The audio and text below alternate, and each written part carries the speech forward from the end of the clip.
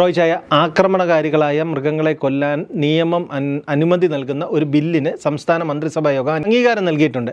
ഇതൊരു തെരഞ്ഞെടുപ്പ് മുന്നിൽ കണ്ടുള്ള ഒരു ഗിമിക് എന്നല്ലാതെ ആത്മാർത്ഥതയുള്ള നിലപാടായി നമുക്ക് കാണാൻ പറ്റുമോ?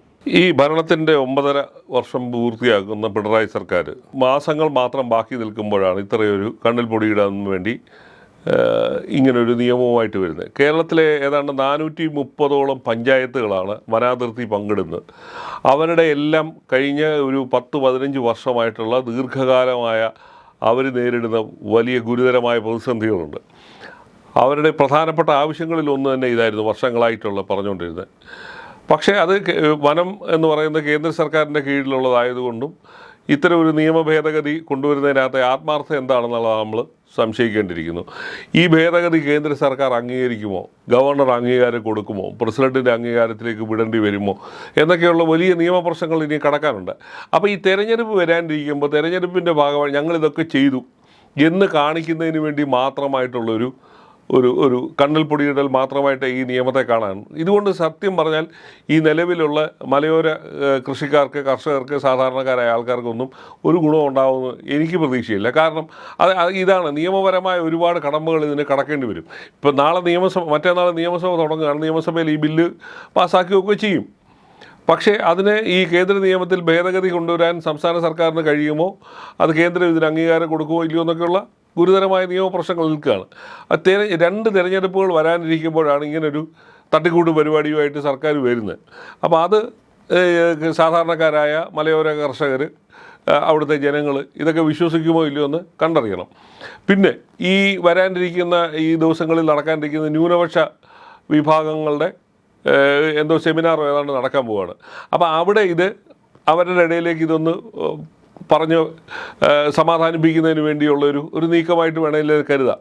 പക്ഷേ ഈ മലയോര മേഖലകളിൽ താമസിക്കുന്ന പ്രത്യേകിച്ച് ക്രൈസ്തവരാണ് ഏറ്റവും കൂടുതലുള്ളത്. അപ്പോൾ അവരിതുകൊണ്ട് സമാധാനപ്പെടുമോ ഇല്ലയോ എന്നുള്ളതാണ് ഒരു പ്രധാന പ്രശ്നം.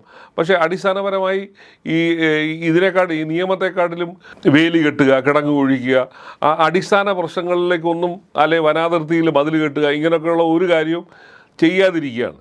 അങ്ങനെയുള്ള ഒരു കൃത്യമായ ഇടപെടലുകൾ വനം വകുപ്പിൻ്റെ ഭാഗത്തു നിന്ന് ഇല്ലാതിരിക്കുമ്പോഴാണ് ഇങ്ങനൊരു തട്ടിക്കൂട്ട് നിയമം കൊണ്ടുവരുന്നത്. അപ്പോൾ ഈ തട്ടിക്കൂട്ട് നിയമത്തിനകത്ത് ആരും വിശ്വസിക്കുക എന്നുള്ളതാണ് കണ്ടത്. കാരണം ജനങ്ങൾ ഇമ്മീഡിയറ്റ് റിസൾട്ടാണ് പ്രതീക്ഷിക്കുന്നത്. നിങ്ങൾ ബില്ല് പാസ്സാക്കി കൊണ്ടുവന്ന് ആനയെ വെടിവെക്കാൻ പറ്റുമോ, കാട്ടുപോത്തിനെ വെടിവെക്കാൻ പറ്റുമോ ഇല്ലയോ എന്നൊക്കെയുള്ളത് പ്രശ്നങ്ങൾ അവിടെ കിടക്കുകയാണ്. പിന്നെയും ഒരു നിയമം പാസ്സാക്കിയെന്ന് പറയാവുന്നുള്ളതല്ലാതെ വേറൊന്നും നടക്കാൻ പോകുന്നു. ഞങ്ങളൊരു ഫസ്റ്റ് സ്റ്റെപ്പ് ഞങ്ങൾ എടുത്തു. ഇനി എല്ലാ തീരുമാനങ്ങളും കേന്ദ്ര സർക്കാരും ഗവർണറും രാഷ്ട്രപതിയൊക്കെയാണ് എടുക്കേണ്ടത്. അതുകൊണ്ട് ഞങ്ങൾ നിങ്ങൾക്കൊപ്പം ആണെന്ന് പറയാമല്ലോ. കേരളത്തിലെ ജനങ്ങൾ അത്ര മണ്ടന്മാരാണ് ഇതൊക്കെ കേട്ട് വിശ്വസിക്കാൻ വേണ്ടി. ഈ 10 കൊല്ലം ചെയ്യാതിരുന്ന ഇപ്പോഴാണോ ചെയ്യുന്നത്? അല്ലെങ്കിൽ എത്രയോ മനുഷ്യരെ ചവിട്ടി കൊന്നു, ആന കൊന്നു, പിന്നെ മൃഗങ്ങൾ കടിച്ചു കൊന്നു ഒക്കെ ഇരിക്കുന്നു. ഇതിനകത്തൊന്നും അന്നേരമൊന്നും ഈ ബോധോദയം ഉണ്ടായില്ലേ? അപ്പോൾ അങ്ങനെ ന്യായമായൊരു ചോദ്യം ഉണ്ടല്ലോ. അപ്പോൾ അത് തന്നെ തെരഞ്ഞെടുപ്പ് വരുമ്പോഴാണല്ലോ സർക്കാർ ഇപ്പോൾ അയ്യപ്പ സംഗമം നടത്തുന്നു, ന്യൂനപക്ഷ സംഗമം നടത്തുന്നു. അതേപോലെ ഒരു കൺകെട്ട് വിദ്യയാണ് ഈ സാധനം നടക്കാൻ പോകുന്നത്. അതിനപ്പുറത്തേക്ക് എന്താണ് കാര്യം? ഞാൻ പറഞ്ഞ മലയോര കൃഷിക്കാർ ആവശ്യപ്പെടുന്ന ബേസിക്കായിട്ടുള്ള മറ്റു കുറേ കാര്യങ്ങളുണ്ടല്ലോ. അതിനകത്ത് എന്താണ് തീരുമാനം? അതായത് വേലി കെട്ടുന്നതും കിടങ്ങൾ കുഴിക്കുന്നതും. ഏറ്റവും പ്രധാനപ്പെട്ട ഒരു ചർച്ച വന്ന എവിടെയാണ് ഈ വെള്ളവും പിന്നെ ആഹാര സാധനങ്ങളും ഇല്ലാത്തതുകൊണ്ടാണ് വന്യമൃഗങ്ങൾക്ക് നാട്ടിലേക്ക് വരുന്നു എന്നുള്ളത് പഠനത്തിൻ്റെ ഭാഗമായിട്ടുള്ളതാണ്. അതിനെന്തെങ്കിലും പണി ചെയ്യുന്നതിന് വേണ്ടി ഒന്നും ചെയ്യുന്നില്ല. ഇപ്പോൾ തമിഴ്നാട്ടിലൊക്കെ ചെയ്തിട്ടുണ്ട്. പല വൃക്ഷങ്ങൾ വനത്തിനകത്ത് നട്ടുപിടിപ്പിക്കുന്നു. ഈ പിന്നെ മൃഗങ്ങൾക്ക് കുടിക്കാനുള്ള ജലസംഭരണികൾ അതിനകത്ത് ഉണ്ടാക്കുന്നു. ഇങ്ങനെയുള്ള ഒരുപാട് കാര്യങ്ങൾ അവിടെ നടക്കുന്നുണ്ട്. അപ്പോൾ ഇത്രയൊന്നും രൂക്ഷമല്ല തമിഴ്നാട്ടിലെ സ്ഥിതി. അപ്പോൾ ഇങ്ങനെയുള്ള ഒരു കാര്യം ചെയ്യാതെ ഇപ്പോൾ ഒരു തട്ടിപ്പ് നിയമത്തിൻ്റെ കരടും പാസ്സാക്കിയിട്ട് കൈകെട്ടി മാറിയിരിക്കാൻ വേണ്ടിയുള്ളത് തന്നെയാണ്. അതിനകത്ത് ഈ കൺകെട്ട് വിദ്യ സത്യം പറഞ്ഞാൽ ജനങ്ങൾ വിശ്വസിക്കുകയില്ലോ എന്നുള്ളതാണ് കണ്ടറിയേണ്ടത്. കാരണം പ്രസംഗിക്കാൻ എളുപ്പമാണ്, വീഡിയോ ഉണ്ടാക്കി ജനങ്ങളുടെ ഇടയിലേക്ക് പ്രചരിപ്പിക്കാമെന്നൊക്കെ പറയാം. പക്ഷേ അവരുടെ അടിസ്ഥാന പ്രശ്നങ്ങൾ നിങ്ങൾ പിന്നെ പരിഹരിക്കാൻ നിങ്ങൾ എന്ത് ചെയ്യുന്നു എന്നുള്ള ചോദ്യമുണ്ടല്ലോ. അപ്പോൾ അതിലൊന്നും ഒരു നടപടിയും ചെയ്യുന്നില്ല.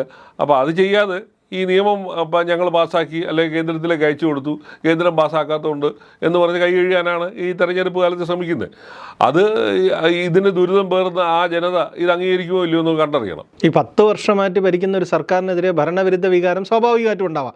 അതിനെ നേരിടാനുള്ള ഒരു സോഷ്യൽ എഞ്ചിനീയറിംഗ് അല്ലേ മൊത്തം നടക്കുന്നത്. കാരണം അയ്യപ്പ സംഗമത്തിലൂടെ ഭൂരിപക്ഷത്തെ ഒപ്പം നിർത്തുന്നു, ന്യൂനപക്ഷ സംഗമം അല്ലെങ്കിൽ സെമിനാർ പ്രഖ്യാപിക്കുന്ന അവരെ ഒപ്പുന്നു, ഒപ്പം മലയോര ജനതയ്ക്കും ഞങ്ങളൊപ്പം ഉണ്ടെന്നുള്ളൊരു സന്ദേശം.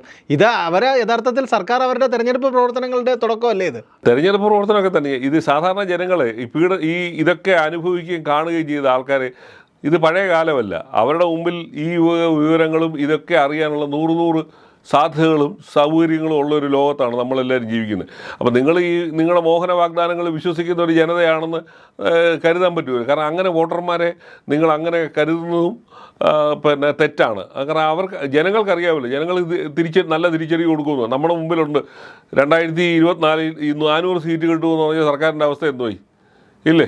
അപ്പോൾ അതിലൊന്നും അങ്ങനൊന്നും വീഴുന്ന ഒരു ജനങ്ങളല്ല ജനാധിപത്യത്തിൽ വിശ്വസിക്കുന്ന ആൾക്കാർ. അവർക്കറിയാം ഈ 9.5 വർഷം ഒന്നും ചെയ്യാതിരുന്നിട്ട് ഇപ്പോൾ ഒരു തട്ടിക്കൂട്ട് നിയമം കൊണ്ട് വരികയാണ്. ഇപ്പോഴാണ് അയ്യപ്പന്മാരോടുള്ള സ്നേഹം വരുന്നത്.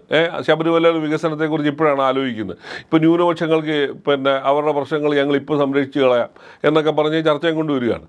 അതിലൊന്നും ഒരു അർത്ഥമില്ല. ജനങ്ങളത് കാരണം ഏതൊരു സർക്കാരും എന്താണ് ക്രിയാത്മകമായി ചെയ്യുന്നു എന്നുള്ളതാണ്. നിങ്ങൾക്ക് ഇഷ്ടം പോലെ അവസരം ഉണ്ടായിരുന്നു. 10 വർഷം നിങ്ങൾ എന്ത് ചെയ്തു എന്നുള്ള ചോദ്യമില്ലേ? ഈ അയ്യപ്പന്മാരുടെ പ്രശ്നം വന്നു, അയ്യപ്പ സംഗമത്തിൻ്റെ ഇപ്പം കൊണ്ടിരുന്നു. 2018 ഒരു നിയമം വന്നപ്പം ഇമ്മീഡിയറ്റ് ആയിട്ട് നടപ്പാക്കാൻ വേണ്ടി ഉണ്ടാക്കിയ കോലാഹലം, അതിൻ്റെ ഭാഗമായിട്ട് 10-25,000 പേർക്കെതിരെ കേസ്, ഇതൊക്കെ നിൽക്കുകയാണ്. ഇപ്പോൾ ഈ സർക്കാരിനെ പിന്തുണയ്ക്കുന്ന വെള്ളാപ്പള്ളി നടേശൻ പോലും പറയുന്നു അവർക്കെതിരെയുള്ള കേസുകൾ പിൻവലിക്കുന്നത് അത് വലിയൊരു മുറിവായിട്ട് നിൽക്കുകയാണ്.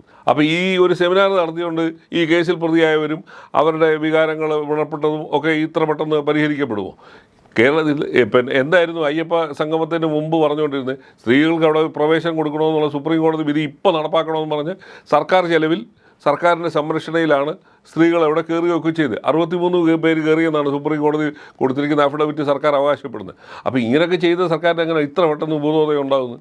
നിങ്ങൾക്ക് തെരഞ്ഞെടുപ്പിൽ വോട്ട് കിട്ടിയില്ല എന്നതുകൊണ്ട് ഇപ്പോൾ അതിന് പരിഹാരം എന്നുള്ള നിലയിൽ സംഗമം നടത്തുകയാണ്. 3000 പേര് വട്ടം കൂടിയിരുന്ന് ആലോചിച്ചിട്ട് എന്ത് വികസനത്തെക്കുറിച്ചാണ് നടപ്പാക്കാൻ പോകുന്നത്? ഇനി അല്ലെങ്കിൽ അവർ പറയുന്ന സജഷൻസ് നടപ്പാക്കാനുള്ള സമയമുണ്ടോ? ഇതൊരു പക്ഷേ ഒരു 2 വർഷം മുമ്പോ 3 വർഷം മുമ്പോ നടത്തിയിരുന്നെങ്കിൽ ഒരു പകുതി വികസന പ്രക്രിയയെങ്കിലും ശബരിമലയിൽ നടക്കുമായിരുന്നു ഇല്ലേ? 2019 ഇലക്ഷൻ തോറ്റ് കഴിഞ്ഞപ്പം അന്നേരമെങ്കിലും ആലോചിച്ചുകൂടായിരുന്നു. അന്നേരം ചെയ്തില്ലല്ലോ. ഇപ്പോൾ ഈ സമയം വൈകി എന്നൊക്കെ പറയുമ്പോഴും ഈ സർക്കാർ കൊണ്ടുവന്ന ഈ പദ്ധതികളെ പൂർണ്ണമായിട്ട് എതിർക്കാൻ കഴിയാത്തൊരവസ്ഥയല്ലേ പ്രതിപക്ഷം? അതൊരു കെണിയായിട്ട് തന്നെ നിൽക്കല്ലേ? കാരണം ഇപ്പോൾ ഈ നിയമത്തെ നിയമസഭയിൽ എതിർക്കുകയാണെങ്കിൽ അത് മലയോര ജനത എങ്ങനെ കാണും? ഒരു നിയമത്തെ അല്ലെങ്കിൽ സർക്കാർ എടുത്ത സ്റ്റെപ്പിനെ പ്രതിപക്ഷം എതിർക്കുന്നു എന്ന് പറയുന്നത്. അയ്യപ്പ സംഗമത്തിൻ്റെ കാര്യത്തിലും അതാണ്. വിശ്വാസികൾ ഇപ്പോൾ സമുദായ സംഘടനകൾ പലരും സർക്കാരിനൊപ്പം നിൽക്കുന്നു, പ്രതിപക്ഷം എതിർക്കുന്നു. അതൊരു സർക്കാരിൻ്റെ ഒരു കെണിയിൽ പ്രതിപക്ഷം വീഴുകയല്ലേ? അല്ല, അത് നമുക്ക് അതിനകത്ത് കെണി എന്ന് ഇതിനകത്ത് നടക്കാൻ പോകുന്ന റിസൾട്ടിനെ കുറിച്ച് ജനങ്ങൾക്ക് അറിയാമല്ലോ. ഇപ്പം ഞാൻ പറഞ്ഞ സർക്കാരിനെ പിന്തുണയ്ക്കുന്ന വെള്ളാപ്പള്ളി എന്തോ പറയുന്നത്, അടിസ്ഥാനപരമായി 25,000 പേർക്കെതിരെ എടുത്ത കേസ് നിങ്ങൾ എന്തിനായിരുന്നു ഈ കോലാഹലങ്ങൾ നടത്തിയത്? ഈ ഇപ്പോൾ പോലും കേരളം ഭരിക്കുന്ന മന്ത്രിമാരുൾപ്പെടെയുള്ളവർ അവിശ്വാസികളാണെന്നാണ് പൊതുവെ പറയപ്പെടുന്നത് ഇല്ലേ? അപ്പോൾ ഈ സർക്കാരിൻ്റെ ആത്മാർത്ഥത ഇതൊക്കെ തന്നെ ചോദ്യം ചെയ്യുന്ന സംഭവങ്ങളാണ്. പ്രതിപക്ഷം കെണി വീണോ ഇല്ലയോ എന്നുള്ള സർക്കാർ തീരുമാനം സർക്കാർ നടപ്പാക്കും. അപ്പോൾ പ്രതിപക്ഷം സഹകരിച്ചാലും സഹകരിച്ചില്ലെങ്കിലും ഒന്ന് തന്നെയാണ് സ്ഥിതി. ഇപ്പോൾ പ്രതിപക്ഷം ഇതിനോട് സഹകരിക്കാമെന്ന് പറഞ്ഞാൽ അവർ പറയുന്ന ചില പ്രശ്നങ്ങളുണ്ടല്ലോ. നിങ്ങൾ കൊടുത്ത അഫിഡവിറ്റ് നിങ്ങൾ പിൻവലിക്കുമോ ഇല്ലേ?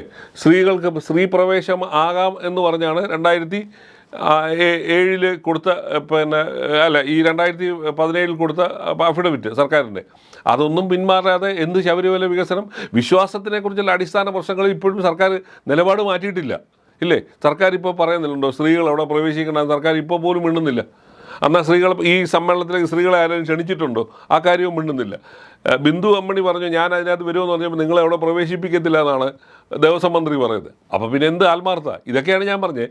സർക്കാരിൻ്റെ ഇത്തരം കാര്യങ്ങളിലുള്ള ഇരട്ടത്താപ്പ് എക്സ്പോസ്ഡ് ആവും. അത് തന്നെ ഈ വന സംരക്ഷണ ബില്ല് ഇപ്പോൾ ഈ ബില്ല് കൊണ്ടുവരുന്നു.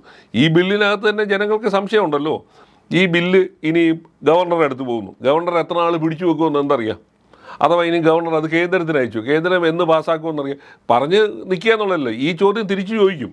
നിങ്ങൾ ഈ 10 വർഷം നിങ്ങളുടെ മുമ്പിലുണ്ടായിട്ട് ഈ മേഖലയിലുള്ള ജനങ്ങളുടെ പ്രശ്നങ്ങൾ പരിഹരിക്കാൻ നിങ്ങൾ എന്ത് ചെയ്തു? ഈ നിയമം എന്തുകൊണ്ട് നേരത്തെ ആക്കിയിരുന്നില്ല ഇല്ലേ? ഈ വക ചോദ്യങ്ങളുണ്ടല്ലോ. ഇതേ പ്രശ്നങ്ങൾ ഇപ്പോൾ ഏതാണ്ട് 400 പേരാണ് നമ്മുടെ ഈ 10 വർഷം കൊണ്ട് മരിച്ചിരിക്കുന്നത്. ഒരുപാട് പേർക്ക് പരിക്കേറ്റു, കോടിക്കണക്കിന് രൂപയുടെ കൃഷി നഷ്ടപ്പെട്ടു. അന്നൊന്നും ഈ ആലോചന ഇല്ലായിരുന്നു, ഇല്ലേ? ആ ചോദ്യങ്ങളുണ്ടല്ലോ. അതുകൊണ്ടാണ് പറഞ്ഞത്, ജനങ്ങളെ പറ്റിക്കാൻ വേണ്ടി ഇറങ്ങുമ്പോൾ ഇതെല്ലാം ജനങ്ങൾ തിരിച്ചു ചോദിക്കും. അവരത്ര മണ്ടന്മാരൊന്നുമില്ല. കാരണം 2024 നടന്ന ലോക്സഭാ തെരഞ്ഞെടുപ്പിൽ മലയോര മേഖലയിൽ നിന്ന് വോട്ട് കിട്ടിയത് ആർക്കാന്ന് നോക്കിയാൽ മതി. ആ വോട്ടുകൾ എങ്ങോട്ടാണ് മറിഞ്ഞത്? അവരുടെ മുമ്പിൽ ഈ പ്രശ്നമുണ്ട്. ആരാണോ അവരുടെ പ്രശ്നങ്ങൾ പരിഹരിക്കുന്നത് അവരോടെ അവർ നിൽക്കത്തുള്ളൂ. അപ്പോൾ അതാണ് അതിൻ്റെ ഒരു അടിസ്ഥാന പ്രശ്നം എന്ന് പറയുന്നത്. അപ്പോൾ അവിടെ ഇതിപ്പോൾ ഇതൊരു കണ്ണിൽ പൊടിയിടയിലാണെന്ന് ഇന്ന് തന്നെ പിന്നെ ഈ താമരശ്ശേരി ഭാഗത്താണല്ലോ ഏറ്റവും കൂടുതൽ ഈ പ്രശ്നം. വയനാട്ടിൽ അവിടുത്തെ ബിഷപ്പ് തന്നെ പറയുന്നു, ഇത് ഞങ്ങളെ പറ്റിക്കാനാണോ ഇല്ലയോ എന്നുള്ളത് ഞങ്ങൾ ഇനിയുള്ള ദിവസങ്ങളിൽ നോക്കിയിരിക്കും. അപ്പോൾ സാധാരണ ജനങ്ങളും അത് തന്നെയായിരിക്കാം നോക്കുന്നത്. ബില്ല് പാസ്സാക്കുന്നതൊക്കെ നല്ലതാണെന്ന് നമുക്ക് പറയാം, പക്ഷേ അടിസ്ഥാന പ്രശ്നം പരിഹരിക്കപ്പെടത്തില്ലല്ലോ. ഒരുപാട് സങ്കീർണമായ പ്രശ്നങ്ങൾ ഇതിന് മുമ്പിൽ നിൽക്കുകയാണ്. അതിനെ കവർ ചെയ്യാൻ വേണ്ടി സർക്കാർ ചെയ്യേണ്ടിയിരുന്ന ചില കാര്യങ്ങളുണ്ട്, അതൊന്നും ചെയ്തിട്ടില്ല. അപ്പം അതിനൊരു മാറ്റവും വരുത്താതെ ഇങ്ങനെയുള്ള തട്ടിക്കൂട്ട് പരിപാടി, സെമിനാർ, തട്ടിക്കൂട്ട് നിയമം, ഇതുകൊണ്ടൊന്നും ജനങ്ങളുടെ പ്രശ്നങ്ങൾ പരിഹരിക്കപ്പെടുന്നില്ലല്ലോ. പ്രശ്നങ്ങൾ ശാശ്വതമായി പരിഹരിക്കാനുള്ള നീക്കങ്ങൾ നടത്തേണ്ടതിന് പകരം ഈ തെരഞ്ഞെടുപ്പിൻ്റെ പടിവാതിൽക്കൽ വന്ന് നിൽക്കുമ്പോൾ ഇതുപോലുള്ള ഏർപ്പാട് വരുന്നത് ജനങ്ങൾ വിശ്വസിക്കുമോ ഇല്ലയോ എന്ന് കണ്ടറിയണം.